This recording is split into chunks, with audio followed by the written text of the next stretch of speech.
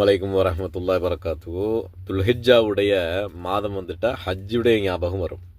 ஹஜ்ஜி செய்ய முடியலையே அப்படிங்கிற கவலைகள் இருக்கும். ஹஜ்ஜி செய்யக்கூடணும் அப்படிங்கிறது ஆசைகள், ஆர்வங்கள் மிகைத்து இருக்கும், நமக்கு இயல்பாக வந்துடும் நமக்கு. ஆனால் இந்த துல்ஹிஜ்ஜாவுடைய 10 நாட்கள் எவ்வளவு சிறப்பானது, அதை நம்ம அந்த சிறப்புகளெல்லாம் அடையணும் அப்படிங்கிற முயற்சிகளில் நம்ம தோல்வி அடைகிறோம். நல்லா பாதுகாக்கணும்.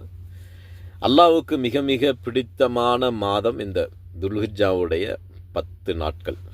இந்த 10 நாட்களை அல்லாஹ் விரும்புகிறான். அப்போ அல்லாஹ் விரும்புகிற ஒன்றை நம்ம என்ன செய்யணும்? அதை சிறப்புப்படுத்தணும்.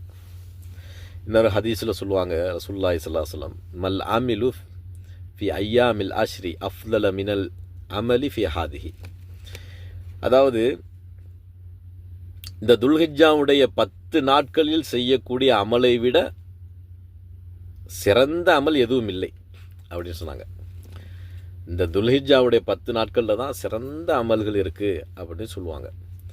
அப்போ சஹாபாக்கள் கேட்டாங்க, வலல் ஜிஹாது ஃபி சபீலில்லாஹ், அல்லாஹ்வுடைய பாதையில் போரிடுவதை விடவா இது சிறந்தது அப்படின்னு கேட்கும்போது ஸல்லல்லாஹு அலைஹி வஸல்லம் சொல்லுவாங்க, வலல் ஜிஹாது ஃபி சபீலில்லாஹ், அல்லாஹ்வுடைய பாதையில் போரிடுவதை விட இந்த 10 நாட்களில் செய்யக்கூடிய அமல்கள் சிறந்தது அப்படின்னு சொல்லுவாங்க.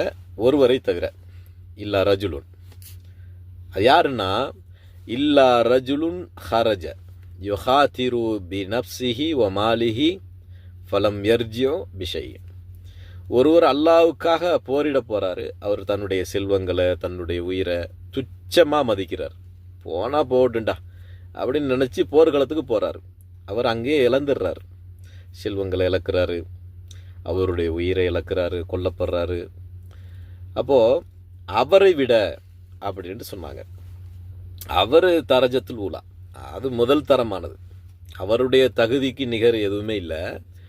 ஆனால் ஒருவர் ஜிஹாது போகிறாரு, போயிட்டு திரும்பி வந்துடுறாரு, அல்லது வெட்டப்படுறாரு, திரும்பி வந்துடுறாரு, எப்படியோ அவரை விட இந்த 10 நாட்கள் சிறந்தது, இந்த 10 நாட்களில் செய்யக்கூடிய அமல்கள் சிறந்தது அப்படின்ட்டு ரசூலுல்லாஹி ஸல்லல்லாஹு அலைஹி வஸல்லம் சொல்லுவாங்க.